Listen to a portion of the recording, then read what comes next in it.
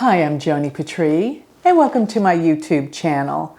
Well, today I want to talk about the square aspect between Saturn and Uranus and the eventual trigger that's going to be happening where Mars is involved with this, that creates a T-square. And for those of you that astrology is a new language to you, I'm going to explain everything here. You're going to get it. But before I do, I always want to remind everyone to go to my website and sign up for my free newsletter where you will receive all of my predictions delivered to your email address. And while you're there, check out my spiritual jewelry where I'm selling beautiful prayer malas and spiritual jewelry.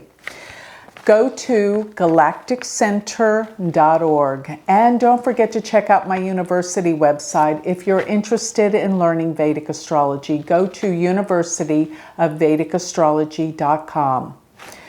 So Saturn and Uranus, if you consider putting these two planetary energies together, they always create some kind of obstacle, some kind of event that will change things, because Uranus is the planet of the unexpected, of change, and I always call it the Great Awakener. So when you get this powerful energy of awakening and newness, Uranus is the future, the unexpected, where things will always open.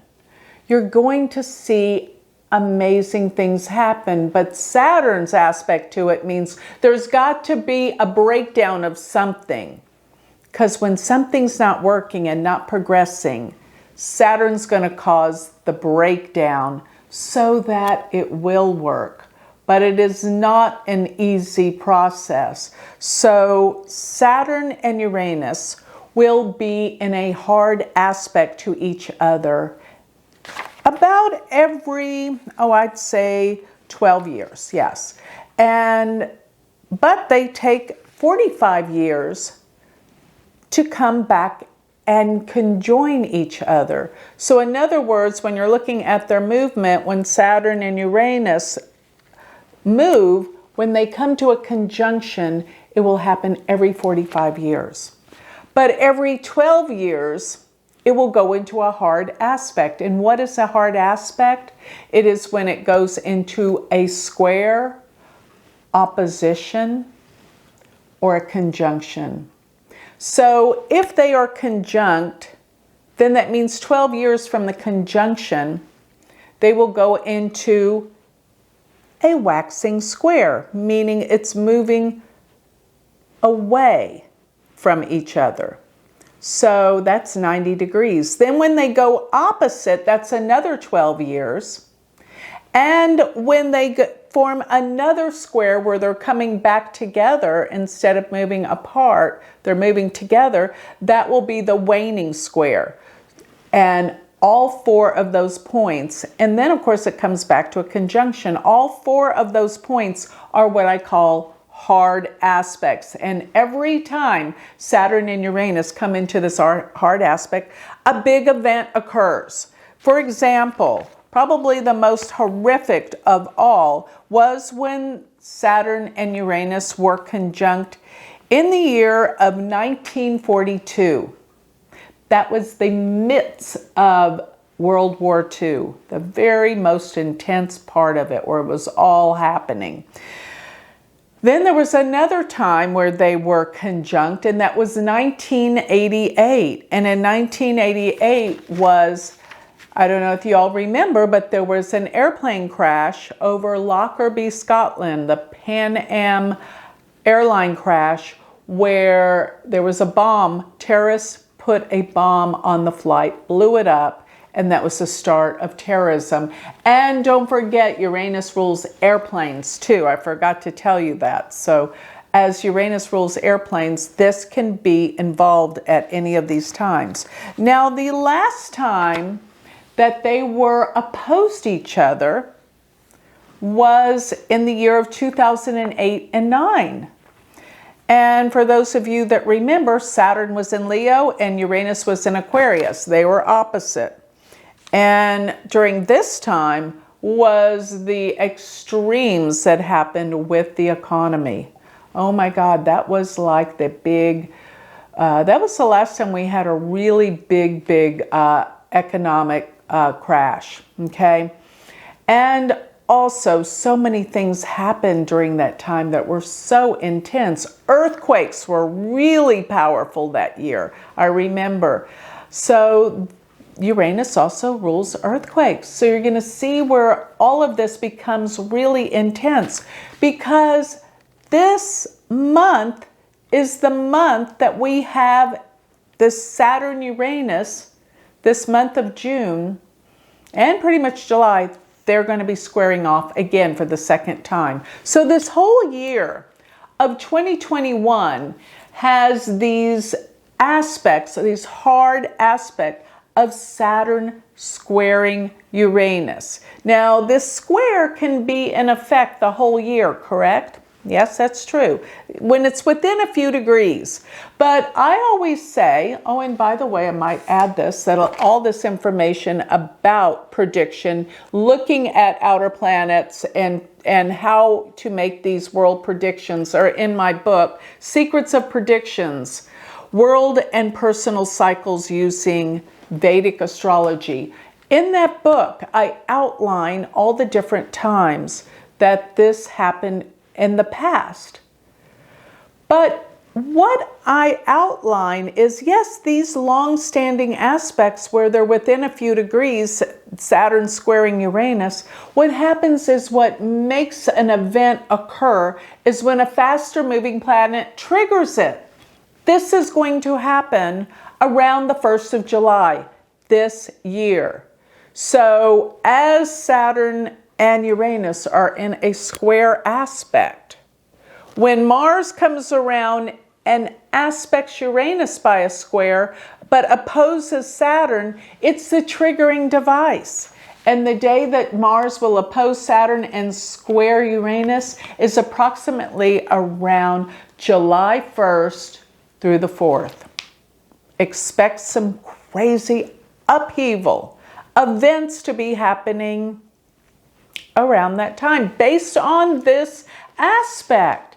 These are the timing of events. You see, the aspects are the relationships of the planets to one another. The ancients would look up at the sky in order to get the gist of what's going on. They knew when they were spatially apart from one another, whether they're opposite, square, or conjunct, that's when things happened. And that's what the ancients knew. Of course, now we have the telescopes and now we have the computers, better yet, that calculates it. But don't always just look at a computer. I always tell all my students, go out, look at the night sky, get connected with the planets, better understand their movements by observing them in the real heavens, in the sky, not just on a computer. Although we don't get the exact degrees by looking at anything but a computer. So that's important. So what will this bring during this first week of July, the end of June, first week of July, when this becomes a T-square? What is a T-square? When you have two planets opposing each other and a third planet that's at the midpoint of those two opposing planets, therefore it squares them both. So that one planet, which in this case is Uranus, is squaring both Saturn and Mars, while Mars and Saturn oppose each other. So you've got all this intense energy, and actually the funnel point where all the planetary energy is going is actually to the sign of Libra. Saturn is in Capricorn, Mars is in Cancer, Uranus is in Aries, but it's casting all of its direct energy, Mars, Uranus, and Saturn, to Libra. This really kind of, if you have a chart, if you have a planet around 19, 18 degrees of Libra, lay low during this time, please. This is critical. But even if you have Any planet that's tied up in this, which would be around 18, 19 degrees of Aries, 18, 19 degrees of Capricorn, as well as 18, 19 degrees of Cancer. Please lay low. Don't go to crowded places. Get through this energy. It's intense. You may get frustrated, angry, riled up. Find your peace. This is the only way we're going to get through this period. And one thing that's good to know is there is another side to this. Once you get past it, it'll be over. We've got to get through this. It's not going to be easy. So what do I think it could actually mean? Well, Uranus, I think, is very significant. It's in the nakshatra called Bharani. And in Vedic astrology, Bharani, it's a fascinating nakshatra because the god that rules Bharani is Yama, which is actually the god of death. And Yama was the only god that came to earth, became a man, and went through the death process. And that's kind of what it's all about. But it's also symbolic of the birthing process. The uterus is a symbol for Bharani, and it represents when someone has outgrown a certain position or place, such as the baby does in the womb. It outgrows it. It has to go through the birthing process to start anew. So this nakshatra does deal with pain, because to be born is painful. And that's what it's kind of about. A new birthing process, a renewal, an awakening to a new world through all that is happening and the disruption, the events, the anger, the breakdown of everything. And what comes out of this is a new world, a new birth. Everything is awakening to a new way of life, with everything, with health, with healing, with how we treat one another, what we understand. And don't forget, as I said before, Uranus does rule airplanes. So there could be some problems with airlines during this time. Breakdowns, communication, internet. Uranus rules computers and internet. So what do I see? There's going to be breakdowns. Electricity. Did you know Uranus rules electricity? Yes. So the grids are going to be broken. We might want to think about getting some generators. It's not very nice to be in the United States without air conditioning. Unless you're in San Francisco, I think you'll get through it. But aside from that, if it's hot, think about it, because you may go without electricity for a while. There's going to be breakdowns in computers. There's going to be more cyber attacks. The world is at odds, but it has to come to this big explosive event in order to wake up. Now, Mars is the planet of war and fighting, fires. All of that's going to come to pass. It's going to be explosive. That's all I have to say. Even world leaders around this time. And I'll tell you something else. Those that are weak, that do not have a strong immune system, or that are elderly and not healthy, you're going to see a lot of people die during this time, because the stress and pressures of this T-square, if it is affecting their chart, it's going to cause a lot of people to pass, to move on. And whenever we have really, really hard aspects like this T-square, or any kind of Grand Cross or T-square going on, many people have planets that will be affected. And therefore, you're going to notice a lot of people are going to pass and are going to die during this time. And this is coming up throughout the month of July. The month of July. So it's going to get heated. It's going to get intense. And after Mars leaves Cancer, which will be July 21st or 20th, that's where I think things will have to start getting better. But it's like everything's going to reach a peak, a crescendo, and then maybe things will finally have to and will change. There's going to be a new awakening. So focus on the awakening.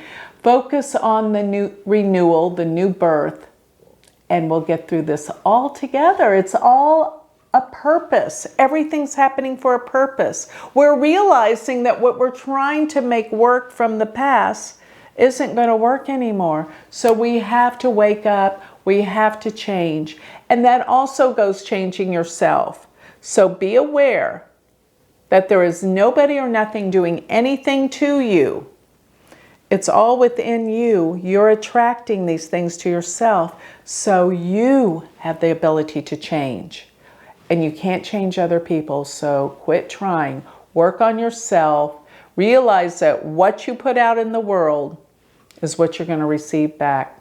You have a choice and you can do this. So that's my message to the world during this crisis of this Saturn and Uranus square. But it's going to be Mars that's going to trigger the events this summer. And really, throughout, and I'm sorry, it's also in the southern hemisphere, it's going to be winter. Extremes with weather, we know that's going to be happening on, both hemispheres. But remember this, till Saturn and Uranus quit this squaring aspect, which is going on for the rest of this year, there's going to be some upsets. But we can get through it through awareness and transformational change within ourselves. So with that, I'd like to close. If you would like more information on me, remember, go to my website, galacticcenter.org, and check out my university website, which is universityofvedicastrology.com. Thank you.